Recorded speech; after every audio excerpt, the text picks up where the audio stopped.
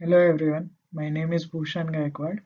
I'm working under the guidance of Professor Jivanjyoti Chakravarti on the project Chemomechanical Buckling of Thin Circular Plates. Let's start with the motivation behind performing the research. Lithium-ion batteries are what that power our cell phones, laptops and all our portable devices. By the fundamentals of electrochemistry, during charging of lithium-ion cell, lithium ions move from positive electrode, that is cathode, to negative electrode, that is anode. Thus, charging the battery is essentially storage of ions in anode, which means the capacity of anode material plays an important role. At present, large percentage of devices use graphite as anode material, and lithium is stored in the form of Li6, which has specific capacity of 372 mA/h per gram, with 6% of expansion. However, the industry is set to boost with introduction of silicon and lithium stored as Li15S4 with specific capacity of 3600 mA/h per gram, which is far more than graphite electrodes, but with a downside of 320% of volume expansion. The expansion contraction of the material leads to mechanical stresses, damaging the electrodes. There is considerable amount of study performed on chemomechanical buckling of nanowires and surface fracture of various geometries. However, chemomechanical buckling of plates remains untouched upon. Here we perform buckling analysis on a thin circular plate, in essence a circular plate as our electrode material. First, we derived the von Karman equations for a thin circular linear elastic isotropic plate with a focus on onset of buckling. We consider a circular plate with a radius r, thickness h, and for general derivation purposes, a distributed transverse load of P. The plate is exposed to a concentration change delta C, which is a function of R and T. We make use of cylindrical coordinate system throughout the problem. Let U and V denote the displacement components in the middle surface, while W denote the out-of-plane displacement. We make use of the Kirchhoff hypothesis, where plane sections remain plane. From the theory of von Karman, we keep the quadratic terms in del W by del R. From the strain tensor, we keep the axisymmetric case in mind.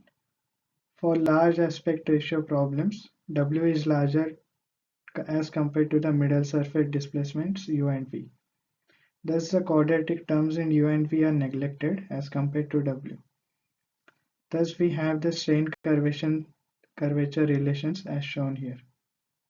Let's move ahead towards obtaining the governing equations in mechanical domain.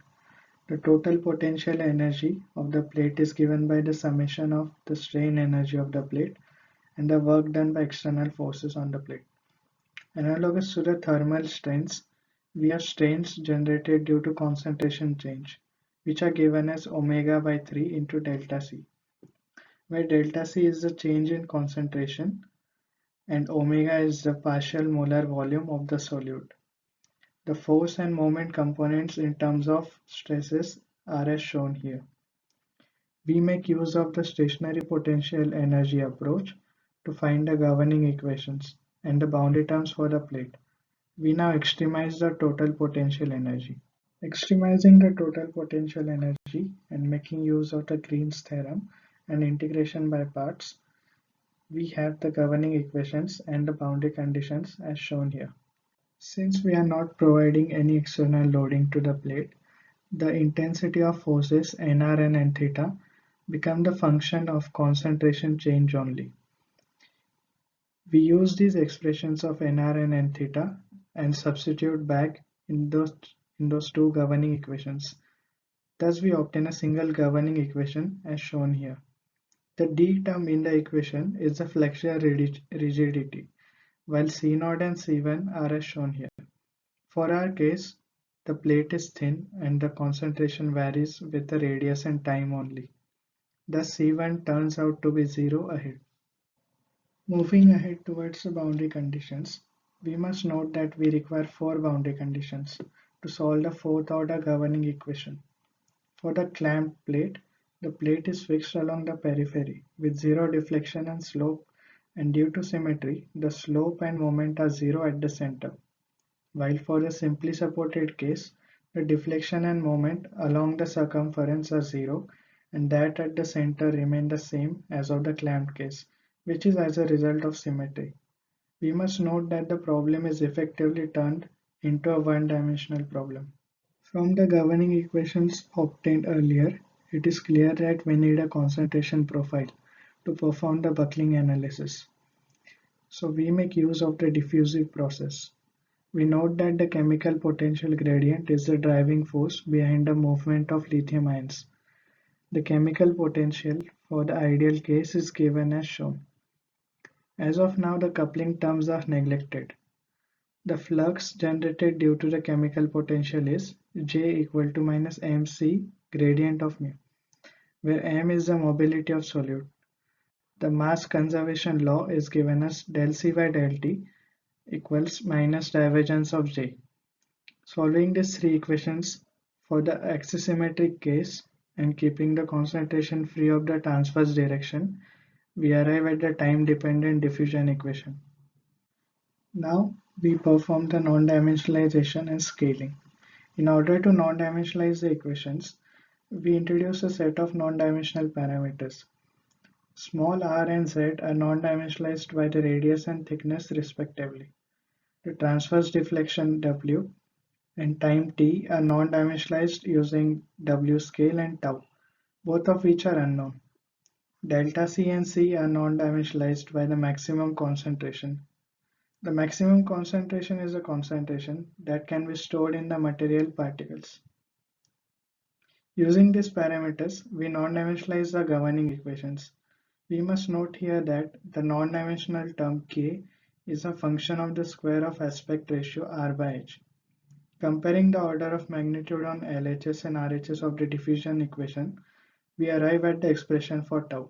Before diving into the solving of these equations, we first note down the material properties and parameters for the plate, with reference from where these were picked up.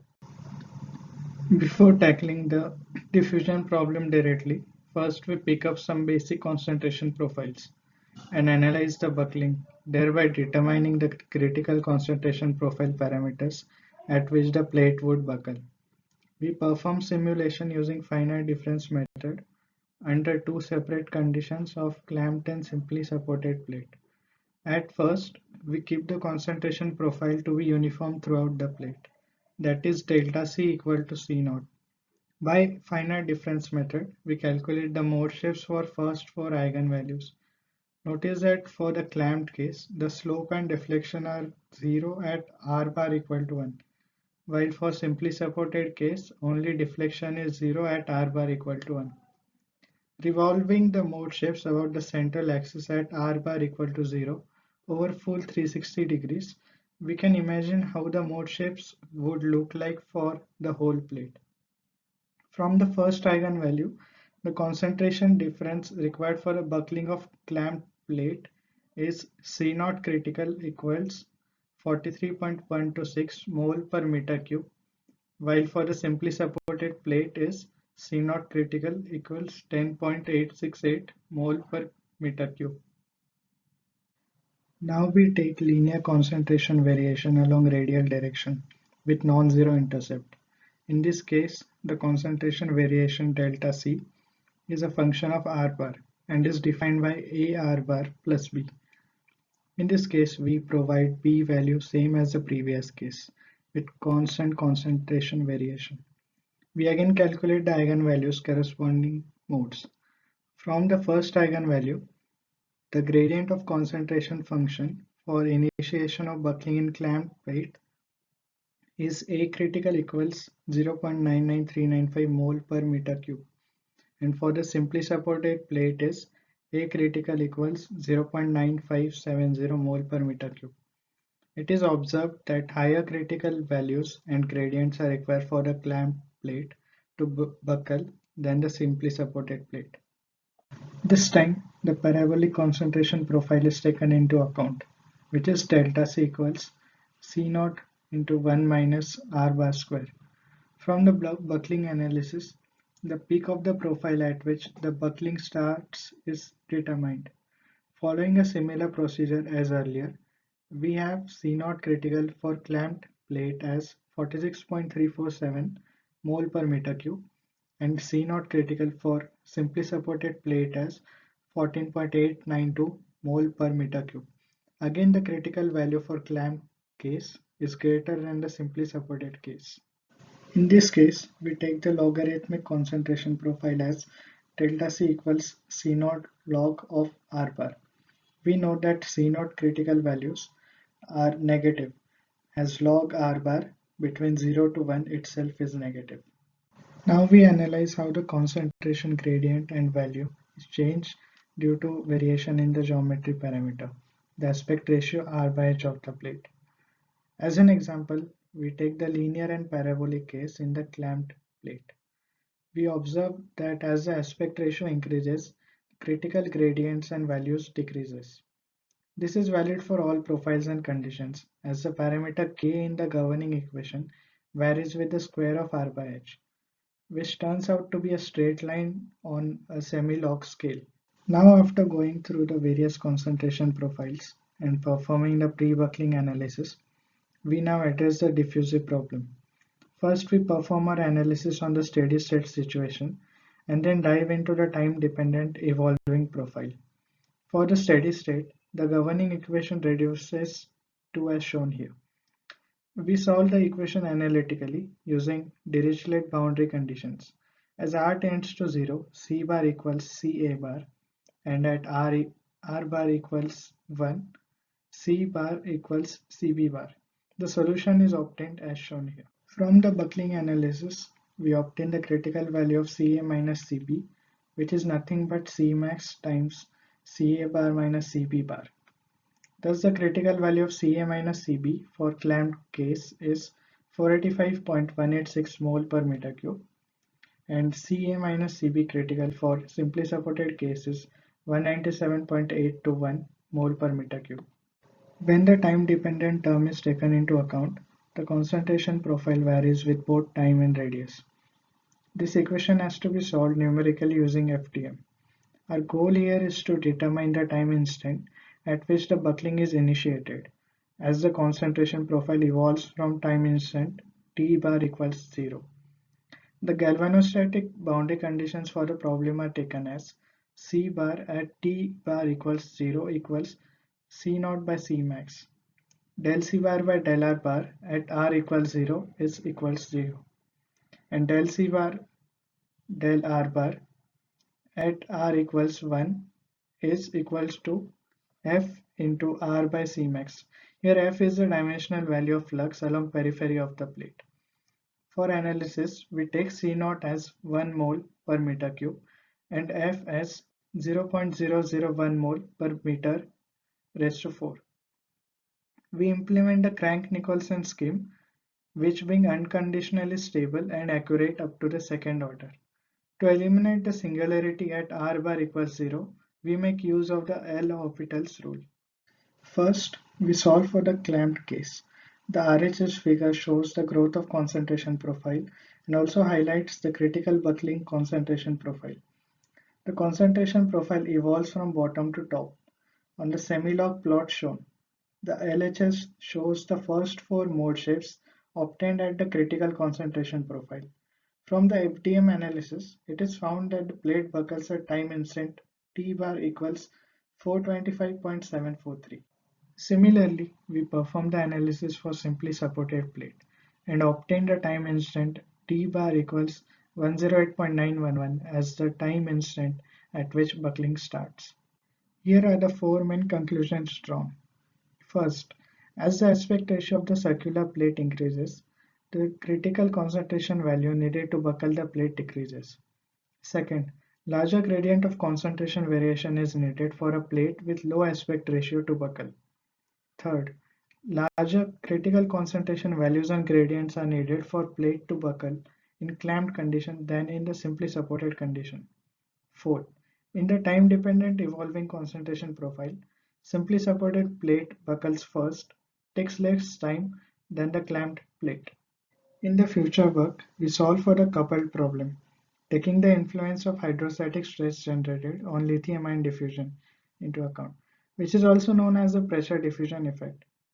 Second, the validation of results would be done using COMSOL for both a coupled and uncoupled problem. I would like to thank my project supervisor Dr. Jivan Jyoti Chakrabarti for guiding me through this project. I also thank Dr. Kingshuk Bhattacharya and our HOD, Dr. A.R. Mohanty, for providing me the opportunity. I also thank the panel for evaluating my MTP1 thesis in these unprecedented times of COVID-19.